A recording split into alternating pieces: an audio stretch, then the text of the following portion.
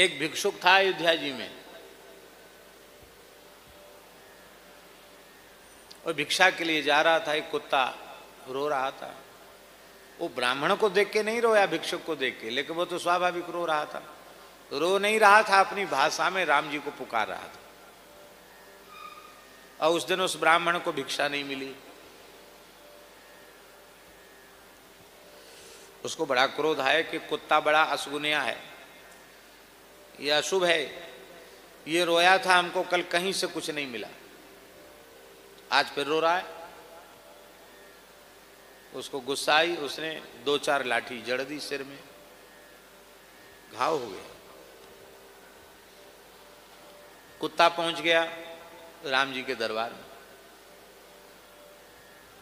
राजसभा के द्वार पर खड़ा बैठा था। पुकार लगाई उसने, मैं फरियादी हूं, मेरा कष्ट दूर किया जाए। राम जी ने कहा कि भले ही श्वान ही क्यों न हो, उन्हें आदर पूर्वक भीतर लेके आओ, हम सुनेंगे उनका दुख दर्द, क्या कष्ट है उनको। सेवकों ने कहा कि प्रभु बुला रहे हैं आपको। उसने कहा, मैं मर्यादा पुरुषोत्तम की मर्यादा का अतिक्रमण नहीं कर सकता। मैं अशुचि योनि वाला श्वान हूं, कुत्ता हूं। कुत्ता किसी धार्मिक स्थल में प्रवेश नहीं करता है। जिस सभा में बड़े बड़े ब्रह्मर्षि राजर्षि बैठे हों, प्रभु बैठे हों, उस सभा में मेरा प्रवेश करके सबको अशुद्ध करना ये मर्यादा नहीं है। इसलिए प्रभु कृपा करके द्वार पर ही आकर मुझे दर्शन दें और मेरा न्याय करें। राम जी आ गए। क्या बात है भाई? बोले देख लो, हमारा सिर अभी भी खून बह रहा है। और कुत्ते के सिर में घाव हो जाए फिर कुत्ता रहता, जीवित नहीं रहता। क्यों नहीं रहता? क्योंकि कुत्ता की लार में कुछ अमृत होता है। इस बात को सुन के आप ऐसा मत सोचना कि कुत्ता घर में पालेंगे, सब चीज कुत्ता चाटेगा तो सब अमृतमय हो जाएगा, फिर तो हम अमर हो जाएंगे, ऐसा मत सोच लेना।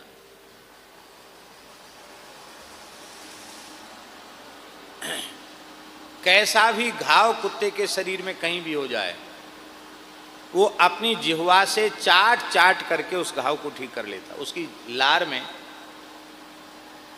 लार में विशेषता है कुत्ते की लार में। और आप प्रयोग करके देख लेना, घाव हो गया हो, भर नहीं रहा हो, उस पर कुछ मक्खन वगैरह कुछ लगा लो।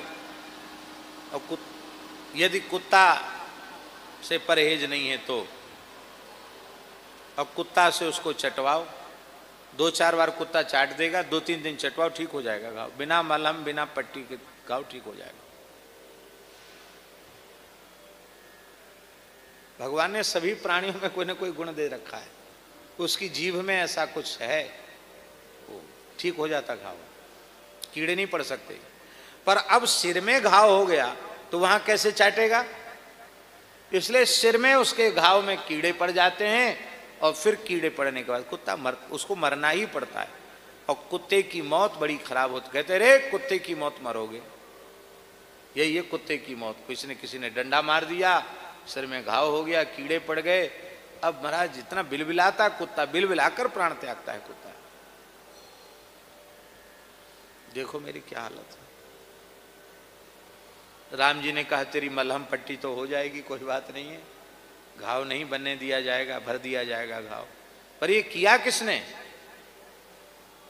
तो कुत्ता ने कहा कि ये ब्राह्मण देवता, इन्होंने हमको मारा, ये भिक्षुक हैं, इन्होंने मारा हमको। राम जी ने पूछा आपने क्यों मारा बिना अपराध के?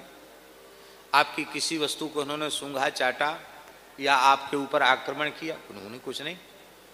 कल मैं भिक्षा के लिए जा रहा था, ये रोया, इसकी आवाज को सुनकर हम गए तो हमको कुछ नहीं मिला। अयोध्या जैसी नगरी में कुछ खाने को नहीं मिला। वो आज हम चलने लगे, फिर ये रोने लग गए।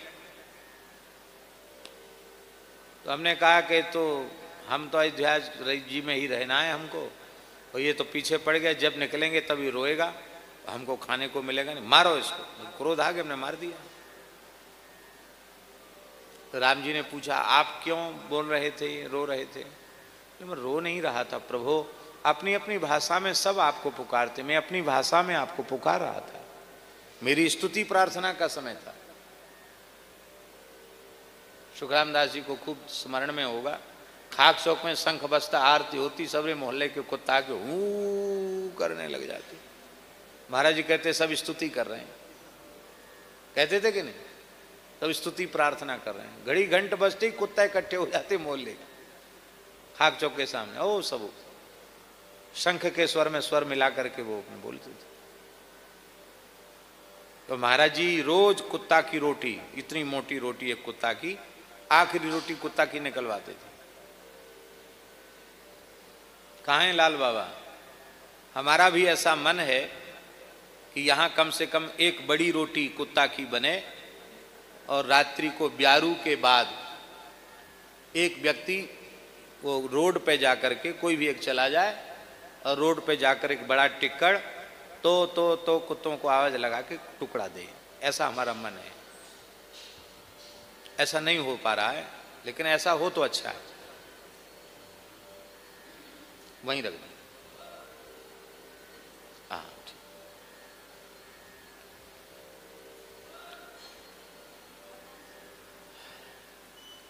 कुत्ते को रोटी, आखिरी रोटी अवश्य मिलनी चाहिए। कुत्ते ने कहा हम तो गुणगान कर रहे थे प्रभु का, हम थोड़ी कुछ कर रहे थे। और इनको भिक्षा नहीं मिली, अपने भाग्य से नहीं मिली, भीख भी भाग्य से मिलती है, इनका भाग्य ठीक नहीं, इनको नहीं मिली। हमारा इसमें क्या दोष? इन्होंने हमको व्यर्थ में मारा। राम जी ने कहा अपराध तो इस जति का सिद्ध हो गया, अपराध तो तुमने सिद्ध कर दिया, लेकिन मेरे शासन में ब्राह्मण साधु अदंड होते हैं, उनको दंड नहीं दिया जाता है। ये ब्राह्मण है फिर साधु है, इसको दंड कैसे दिया जाएगा? प्राण दंड तो नहीं दिया जा सकता, शरीर दंड नहीं दिया जा सकता इसको। श्वान बोला महाराज बिल्कुल मत दीजिए, आपकी धर्म की मर्यादा नष्ट हो जाएगी, मैं जो कहूं वह दंड दीजिए, मैं शरीर दंड नहीं दूंगा, क्योंकि मैं भी धर्म के रहस्य को जानता हूं। कुत्ते ने कहा। राम जी ने कहा तो अच्छी बात है, मर्यादा भी बनी रहे, उसको दंड भी मिल जाए, अच्छी बात है। कहो क्या दंड है इसका? बोले कालिंजर मठ का महंत बना दो इसको। और राम जी के जमाने में कालिंजर मठ सन्यासियों का बहुत संपत्तिशाली मठ था, राजा महाराजाओं जैसा वैभव था, हीरे जवाहरात सोना चांदी के अंबार थे वहां महाराज। हाथी घोड़ा ऊंट गाय बैल, वो बहुत बड़ी संपत्ति थी कालिंजर की। वो भिक्षुक बोला कि हमें क्या पता था कि तू ही हमारा भाग्य खोलने वाला है। इतने दिन से अयोध्या में रह रहे थे, पहले ही 2-4 डंडा लगा देते तेरी खोपड़ी में, कितना बढ़िया पुरस्कार दिया हमको हैं। बताओ, भीख मांगते डोल रहे थे, इतनी बड़ी गद्दी का मालिक बना दिया, महंत बना दिया। तो सबको आश्चर्य था, ब्राह्मण भी प्रसन्न हो रहा था कि चलो हमको महंत बना दिया गया।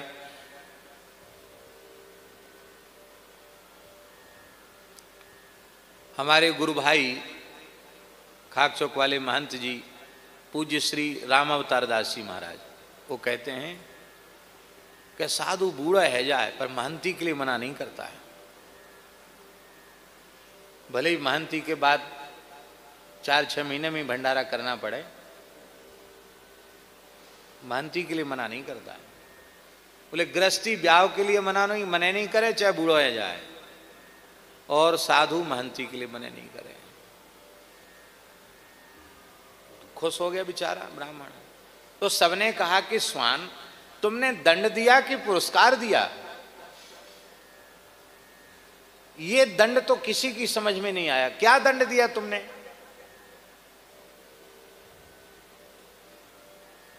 स्वान ने कहा मैं भी कालिंजर मठ का महंत था, उस विशाल पारमार्थिक संस्था का महंत था। बहुत सावधानी से मैंने अपना जीवन यापन किया, पर एक बार भगवान शिव के दीपक के लिए घी आया था और वह घी मेरे भोजन में चला गया। उस पाप से मुझे कुत्ता बनना पड़ा।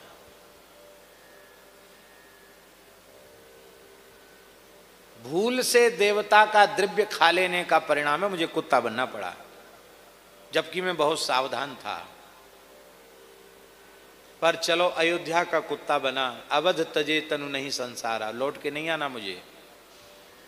ये तो क्रोधी है, ये तो वहां पहुंचते ही बड़ा प्रमाद करेगा, किसी को गाली देगा, किसी को फटकारेगा। तो हमको तो इतना सा प्रमाद करने पर कुत्ता बना, इसको तो पता नहीं कहां कहानी भटकना पड़ेगा। लोगों ने कहा भाई स्वान तुम तो बड़े चतुर हो, हम तो सोच रहे थे कि तुमने बोला। हाँ, हमने तो ऐसी सजा दी है, ये सावधान नहीं रहेगा तो भोगेगा।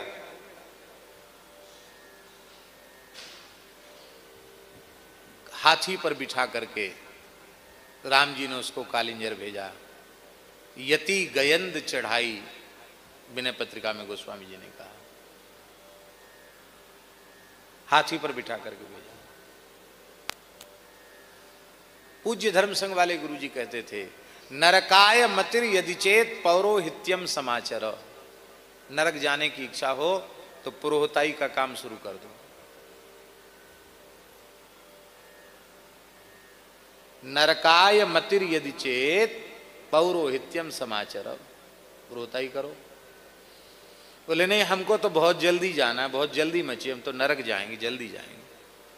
बोले कोई बात नहीं, मठ चिंता दिनत्रयम, 3 दिन के लिए महंत बन जाओ किसी स्थान के, पक्का रजिस्ट्रेशन नरक जाने का। आप लोग कहेंगे कि धर्मसंघ वाले गुरुजी एक प्रामाणिक महापुरुष ऐसी बात कह रहे। अरे ब्राह्मण पुरोहिताई नहीं करेगा तो धर्म संस्कार का क्या होगा? पौरोहित्य कर्म अति मंदा, और इतने प्राचीन मठ मंदिर हैं, कोई महंत नहीं बनेगा, उसे संभालेगा नहीं, तो आज तमाम स्थान महाराज जी नष्ट हो गए, संजोगी हो गए, नष्ट हो गए, कोई दीपक जलाने वाला नहीं। इन आश्रमों का क्या होगा? इन मठ मंदिरों की परंपराओं का क्या होगा? ऐसे वाक्य सुन करके तो न कोई महंत बनेगा और न कोई पुरोहिताई करेगा।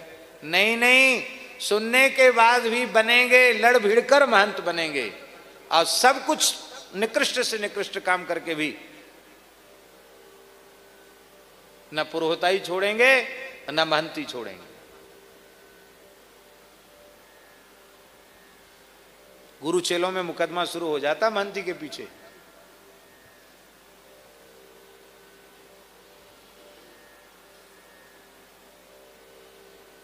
इसका आशय है कि पुरोहित है, अब पुरोहित को श्राद्ध भी खाना पड़ेगा, द्वादशा भी खाना पड़ेगा कि नहीं? तेरे ही खानी पड़ेगी कि नहीं? श्राद्ध खाना पड़ेगा कि नहीं खाना पड़ेगा? अब श्राद्ध खाने वाले ब्राह्मण को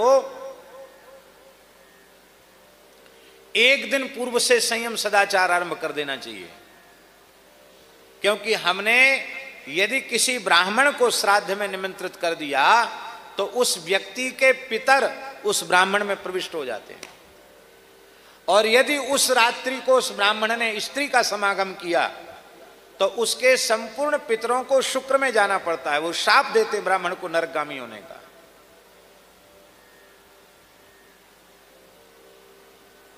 श्राद्ध के पहले स्त्री का स्पर्श न करे।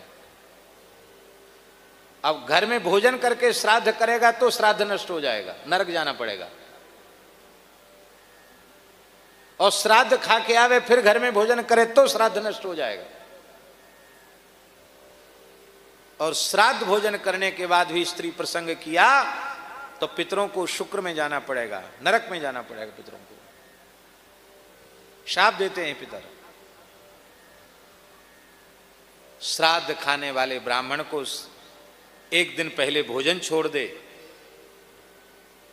तृप्त होकर के खाए, और खाने के बाद जब घर में आवे तो भूमि पर शयन करे, स्नान करे, 1 सहस्र गायत्री का जप करे, और रात्रि को भूमि पर शयन करे, तब वो श्राद्ध खाया हुआ अन्न पचता है।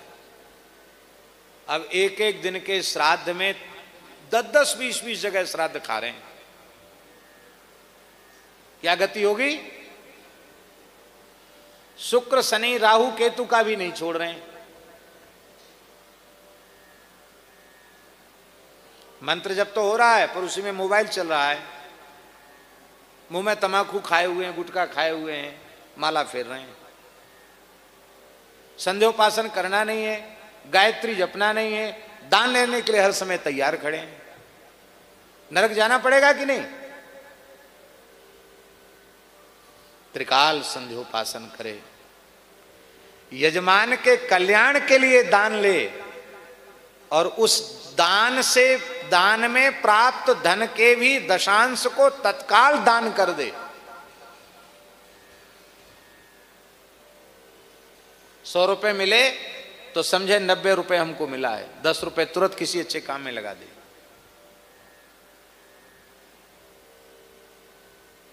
यजमानः गोदानस्य संकल्पं कुर्यात्। जजमान ने लिया, मुट्ठी बंद कर लिया। जजमान मुट्ठी खोल, बोले गुप्त दान है। नहीं नहीं, मुट्ठी खोल, राशि बोली जाएगी, गोदान की राशि।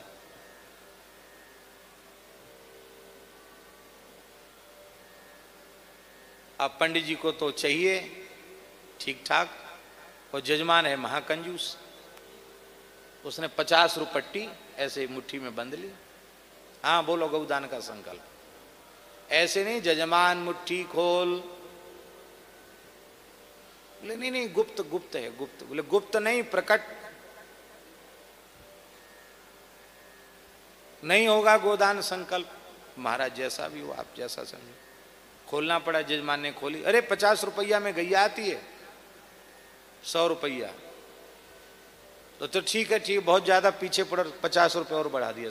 अरे 100 रुपये में गाय आती है क्या?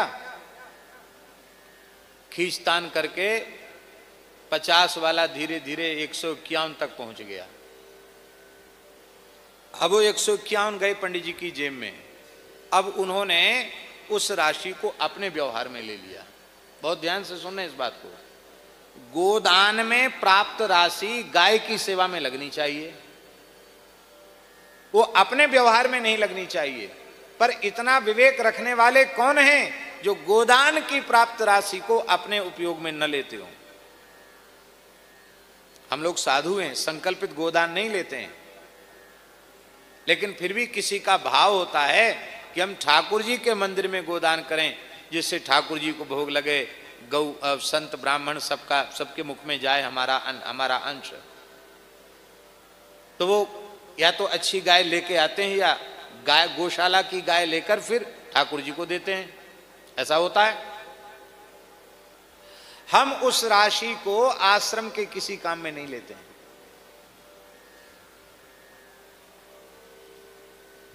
उस राशि का चारा ही आता है गाय के लिए, दूसरे किसी काम में नहीं लेते।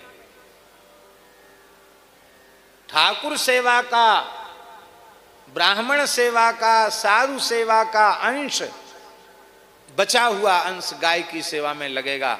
गाय का बचा हुआ अंश किसी की सेवा में नहीं लगेगा, गाय की ही सेवा में लगना चाहिए। हम गाय